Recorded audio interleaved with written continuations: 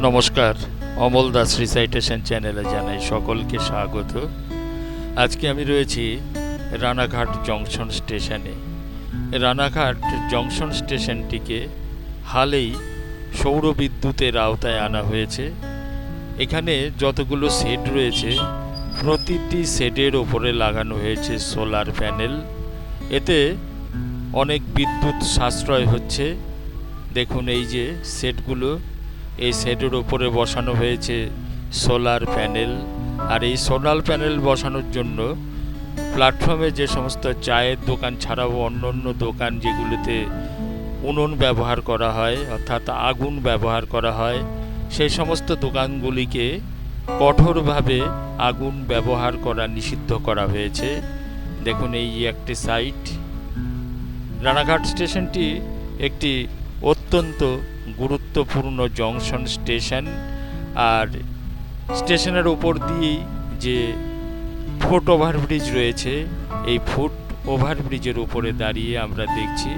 দেখুন যতগুলো সেট দেখা যাচ্ছে, প্রতিটি সেটের মাথায় কিন্তু রয়েছে সোলার প্যানেল। আর এই সোলার প্যানেলগুলো কাজ করা শুরু করে দিয়েছে। রানাঘাট স্টেশনটি বর্তমানে সোলার বিদ্যুতের আওতায় এসে গেছে। দেখুন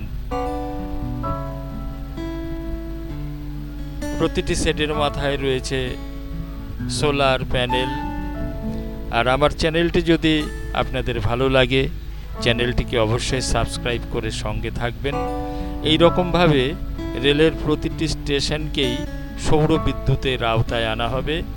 এখানে কোনো বিদ্যুতের ব্যবহার করা হবে না, সব প্রাকৃতিক বিদ্যুৎ ব্যবহার করা হবে। আর এর ফলে আমাদের অনেক বিদ্যুৎ সাশ্রয় হবে। আর আমাদের ভারতবর্ষে সৌর বিদ্যুতের ওপরে জোর দেওয়া হয়েছে, যার ফলে প্রতিটি বাড়ির মাথায় সোলার প্যানেল বসিয়ে বিদ্যুতের আলো জ্বালানোর ব্যবস্থা করা হবে। এরকম একটি পরিকল্পনাও কিন্তু ভারত সরকার নিয়েছে। দেখুন রানাঘাট স্টেশনের আমি রয়েছি 2 নম্বর প্ল্যাটফর্মের মাথায়। আর এখানে দেখুন এই যে ওয়াগনগুলো দাঁড়িয়ে রয়েছে, ওয়াগনগুলোর ফাঁকে যে সমস্ত লাইটগুলি জ্বলছে, এই সমস্ত লাইটগুলো কিন্তু সম্পূর্ণ সৌর বিদ্যুতে জ্বলছে।